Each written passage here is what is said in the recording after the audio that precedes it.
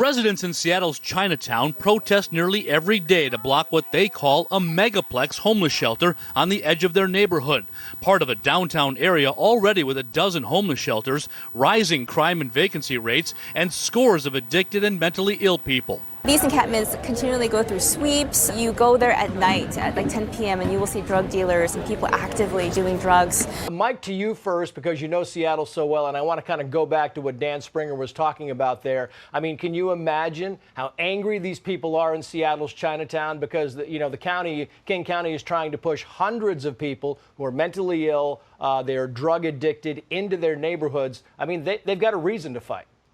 It's absolutely tragic. And what this is, it's a bureaucratically created crisis, which in turn is now a public safety homeless issue that is almost biblical in nature. This is the problem. And just today, while they were rolling out this megaplex to the media, Asian independent journalist Jonathan Cho, who's incredible in Seattle, asking our politicians the hard questions, was barred from entry.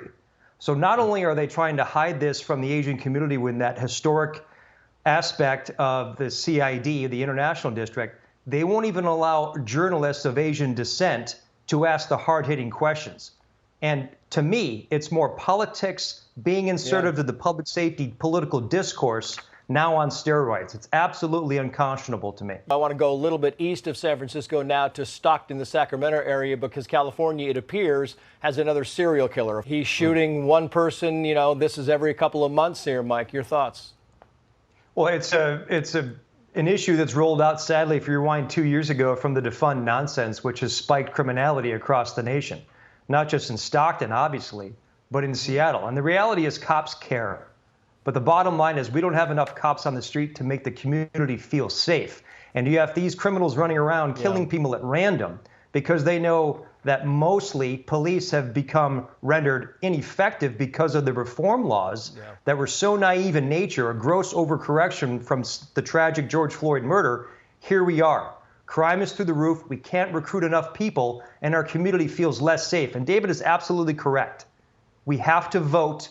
This is how the silent majority turns this around. If not now, then I don't think we'll be able to turn this thing around. We have to act immediately. I just want to play this because the University of Washington had a shooting. 4 students, they were injured, not killed, outside University of Washington, about a block from campus. And the president of the university said the following, quoting here, "No one should have to fear for their safety as they go about their daily lives. Gun violence is a public health crisis. We are committed to working with our partners." But it's not, Mike, just gun violence, right? It's across the board. All in universities, it is all going up. I got 15 seconds for each of you. Yeah, Trace, you're absolutely correct.